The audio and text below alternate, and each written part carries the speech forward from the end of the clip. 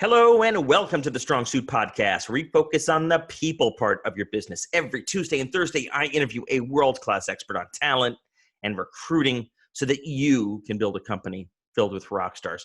We're coming up on episode 300. I am super pumped. 300 is going to be a very special episode you will not want to miss, but I'm not going to tease it too much for now because I want to get into today's interview with a very, very passionate and experienced leader in the people and talent part of the business. And she's been in both tech businesses and non-tech businesses. And we're going to talk about her experience around performance management. Now, look, let's be honest. Performance management is not always the fun part of being a leader. But let me tell you, if you're not doing it, you are missing probably the most valuable part of your job. Other than maybe recruiting where you bring the right people in, if you're not giving them feedback and coaching and developing them, you're missing an opportunity. You're putting them at risk of losing them. And it's really just a shame of what your business could deliver if you do it the right way.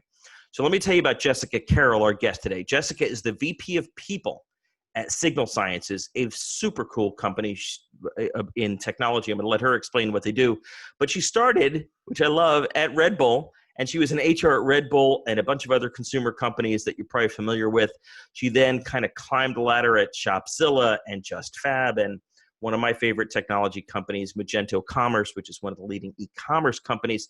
And then most recently joined Signal Sciences in Los Angeles as their VP of People. She advises the whole leadership team there on how to do it. It's a fast-growing company. I'm fascinated with it. And Jess has some very progressive ideas on performance management. So with all that said, welcome to the show, Jessica. How are you? I'm great. Thanks, Jeff, for having me. I love the background right there with over your shoulder with LA. Can't miss it. It's unmistakable. Thank you. It's very bright and fun. I love it. Let's start with just 60 seconds on Signal Sciences. You're going to do more justice than I will in explaining the business because, frankly, it's security and it can be pretty techy. So how would you explain it to our listeners?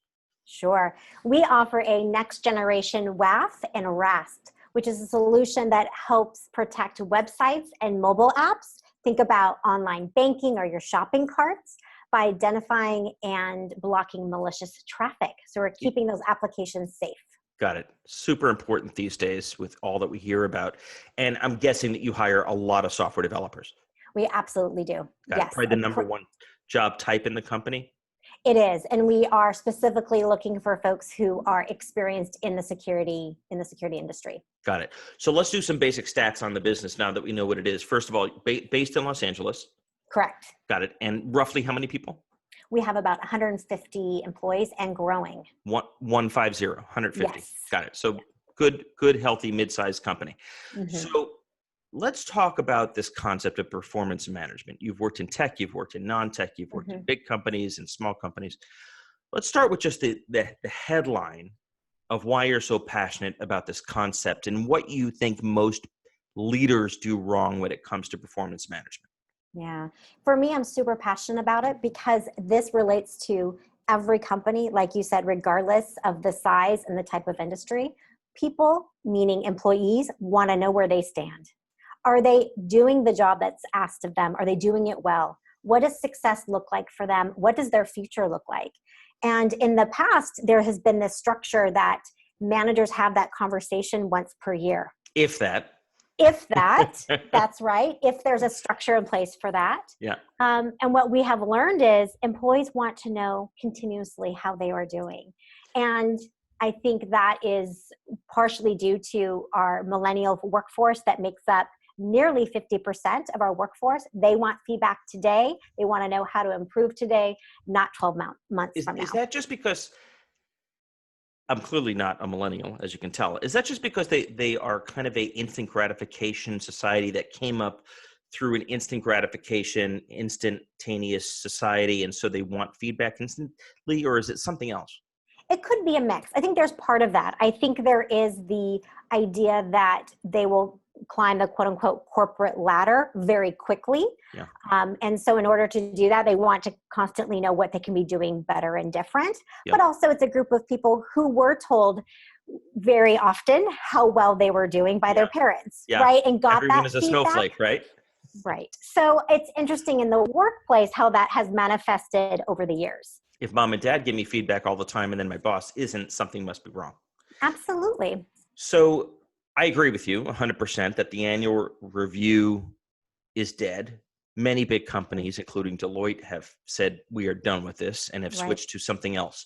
That something else can take a lot of different forms. What's your Mhm. current thinking around the best way to structure the performance review process or the feedback process? What kind of frequency, how formal does it need to be? Yeah, I think when it comes to frequency, I think quarterly is ideal, but I think the term formal needs to be thrown away Yeah. because you just can't have a formal quarterly performance review. I love the term check-in. So Mhm. even take the word performance review out and call it a quarterly check-in. Yep. The way I frame it to get buy-in from leaders who think, what? I have to give a performance review every quarter. Because My they're life. assuming they're filling out forms over Christmas holidays, scrambling to get it done. Oh, That's not what we're talking absolutely. about. Right. Absolutely not. It Right. is take one of your regularly scheduled one-on-ones that are probably already on the calendar, that are usually focused on tactical, Yep.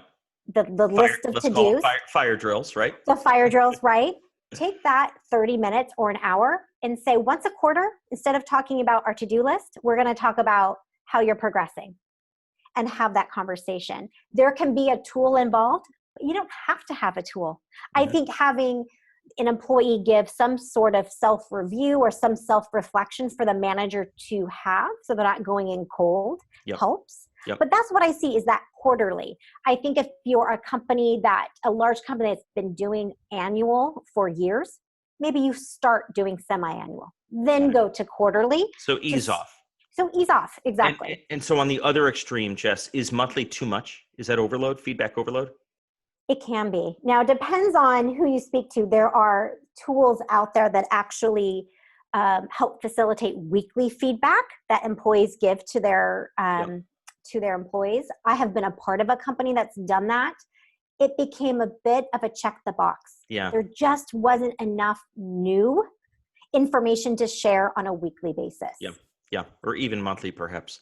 Yeah. So, I'm thrilled to hear you say this because the world, in addition to millennials wanting this feedback, the world is moving so fast now that in a year, it's a different place. So an annual feedback is useless. And I think quarterly at the most, right? Maybe another idea is bi-monthly. So 6 times a year.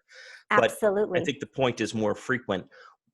Let's talk about the format this needs to take, because the reality is, as an HR leader, and I'm sure, CEOs listening might be thinking this as well. What kind of documentation do I need to do so that if the review isn't stellar, Right. which look, some of them are not going to be, I'm setting myself up so that I can make a change in personnel if I need to. What does it need to look like? What's the bare minimum? Yeah, that's a great question. And when people ask about, what's the pros of performance reviews or why do we do it?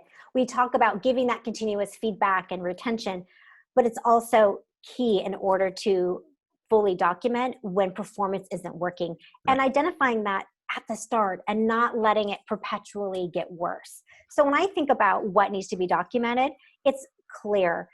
What I like to recommend to my leaders is bucket that performance. What are 2 or 3 areas overall where the employee isn't hitting the mark? And then what are some specific examples? Then, okay, I expect you to do A, here's what this looks like. And I'm Yep. going to check back in with you to see your progress. So So being avoid the very laundry specific. list of nitpicking 30 things, Mm-hmm. because look, they're not going to hear that anyway. And can Absolutely they not. really improve on 30 things at the same time? That's not going to happen. No.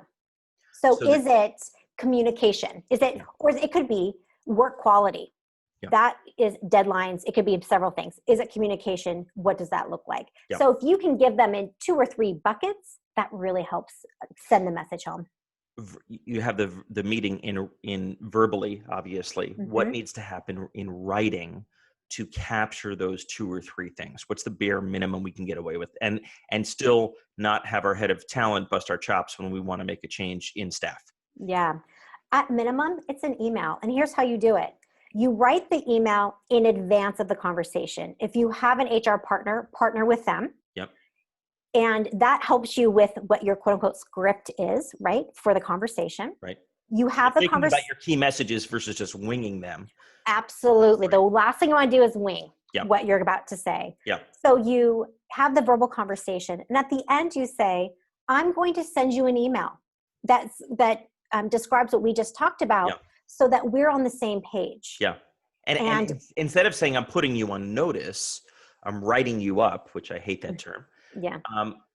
I've summarized what we've talked about Mm-hmm. in an email, so you can refer back to it with specific examples. And then what about the next step? Are we going to review? Are we going to do this again in a week or a month, or what's the timing? Yeah, that's a great question. And that, I think, is one of the main failures I see in these types of communications, is just open-ended, which leaves the employee in such a lurch, which is not what you want, obviously. Yeah. So my recommendation is, in that document you state, I will support you. It is ultimately your responsibility to improve your performance. You own this. I don't own this. You own this. We will touch base once a week during our one-on-one. And then and usually I think 30 days is a good marker. And at the 30-day mark, we'll review. And then you can state to see if additional, if there needs to be additional disciplinary action. But even then, this isn't writing them up. This is we're going to check back in 30 days. Yeah. At that point, if performance hasn't improved, that would be a performance plan. Got it. Yeah. So let me follow up on a few things. So you use the word performance plan or performance improvement plan. Mm-hmm. I've tried, and I haven't seen many people change from a performance improvement plan. So how much of a performance improvement plan is a cover your ass that we've given the person ample notice versus really trying to see if they can change? Yeah. And this might be controversial in the HR world. I love controversy. I just am so wholeheartedly against putting an employee on a plan that you don't think they can succeed. Okay, so I agree with you. So then what do you do? So if you know this person is never going to make it, you realize, I own it. I made a bad hire. Mm-hmm. I own it. Yeah. So rather than putting them on a plan, what do I do that's not just humane, but doesn't expose us legally to, wrongful termination or what have you? Yeah. I think there still needs to be a conversation with the employee, a little bit of let's come together. Yeah. This isn't working. How is this working for you? Yeah. Let's talk about what next steps could be. Now, when I talk about where PIPs don't work, it's when it comes to kind of that proverbial fit within the organization. If someone just isn't grasping the main concepts of the role or doesn't know how to navigate the organization, a 30-day PIP isn't going to change that. Sure. If it's actually skills or they've missed some deadlines, those are things that could be changed over time. Sure. Great. So I think it's having that conversation. You do have to have some proof that things have been documented or there's been conversations had, but it's really being real and saying, hey, this isn't working. How is this working for you? Yeah. Because I want you to be successful, and here's where you're really missing where this is at. I'd go one step further and tell me if you think this is a good idea. Yeah. As I've had feedback sessions and given reviews, I've actually, you alluded to this before, I've actually started by asking them how they think they're doing. How do you think this year went? Or how do you think this month went? Or how do you think this meeting went? Quite often I find the employee is tougher on themselves than I ever would have been. And it also tells me whether they're self-aware or are they smoking something. Because if they say, absolutely. Oh my God, I crushed it this month, and you're like, I'm close to firing this person, we've got a big disconnect. Oh, absolutely. On the other hand, if they say, I'm really not feeling good, I feel over my head or the stress or whatever, then I can back off and I know we're kind of going to be on the same page and we can focus on solutions. Yeah. And I completely agree with that, because you have to find out where the other person is coming from. There have been instances where I have said to the manager, how does the employee feel that they're doing? Yeah. Because if I were in their shoes, let's put, just for an example, a salesperson, they haven't met their number consistently for three quarters, 2 quarters, whatever it might be. Yeah. There's no way they're feeling good about that. Right. Unless they're, again, living on some other planet. And right. There's a large percentage of these conversations where the person thinks they are the rock star of the organization. And then that is a different conversation, right? Yeah. And then when it's that situation, that's where I may recommend, okay, we may need to do a little more documentation, because that person, the last thing you want to do is completely surprise someone. Yeah. A surprised employee can easily become a very unhappy employee. Yeah, it really does help you understand whether the conversation is a come to Jesus conversation or whether it's a problem solving conversation. Absolutely. But you only know that if you ask them first how they think they're doing. Let's switch gears because I'm dying to ask you this question, Jess. I know you'll know the answer. Okay. I suck when the tears start flowing. Yeah. I've made more people cry in reviews, performance reviews, whether they're formal or informal. I don't know why, but they just, as soon as I start crying, I feel like shit. I backtrack and I find it pushes my buttons, and I don't think it's intentional. I think there are some people that aren't affected by it and they just keep plowing forward. But I think a lot of our listeners who are humane and civil, and no one likes to see someone failing in a job. What do you do when the tears start flowing, and how do you handle that situation? I think first and foremost, as the person delivering the news, you do need to stay really true to the statement and not backtrack. As hard as that is, fight that urge to do that. Yeah. I know this sounds a little silly, but always have Kleenex in your office, right? That's a good one. Extend that. Yeah. And then you can ask, why are you crying? Tell me more about these tears. Now, if they are so upset. So you're playing shrink, essentially.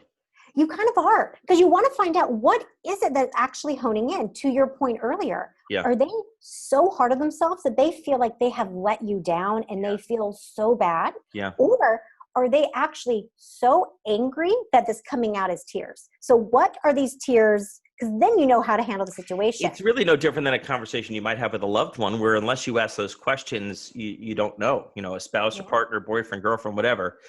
You kind of shouldn't assume. You shouldn't, because if it's someone that is, let's say, take the latter example, if they are very upset, angry, it's time to pause the conversation and pick up again. Yeah. It's okay to do that. Meaning end the conversation, say, let's get back together this afternoon. Yeah. Or the next day, listen, I see you're upset.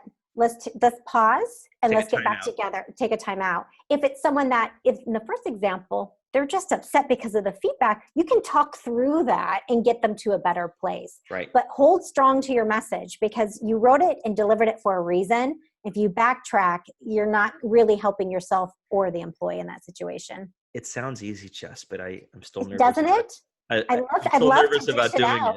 I love to dish it out. I don't enjoy when people cry in front of me either. It's terrible. So what's the trick? How do you get that steely? I picture you sitting there and you're warm, but you're cold, and steely, but humane. What is the mental trick that I use? What do you think about? What do you picture? I just put myself in their shoes. And I just do that kind of throughout life too. But think about, okay, if I was receiving this information, how would I be feeling? Yeah. But it's also not personal. This isn't a personal attack. We have a business to run. So I always think about that aspect too. We have a business to run. It's not personal. I'm giving you this information so that you can be better at your job. Yeah. And by not telling you, it's a disservice. Easier said than done. Absolutely. It takes practice. As leaders, this is the hard. I think it's one of the, other than firing people, this is the hardest part. And I would say practice makes perfect. I've been doing HR now for almost 20 years. I would say the first even 12 to 13 years, I would have butterflies in my stomach before having a difficult conversation. It's only in the last few years, as I'm having more and more of them, that it becomes a little bit easier, but it's just not.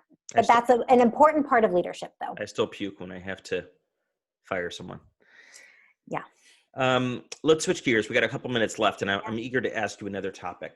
How do I turn this upside down and get feedback from the team on how I'm doing? So performance management for me as leader, whether I'm CEO, CFO, head of marketing, head of sales, whatever, beyond just 360s, which I guess serves some role, but what is the best way to go about that? What's the best timing? Should we integrate that with the performance review of my individual? In other words, should it be a two-way review, or should we separate those two?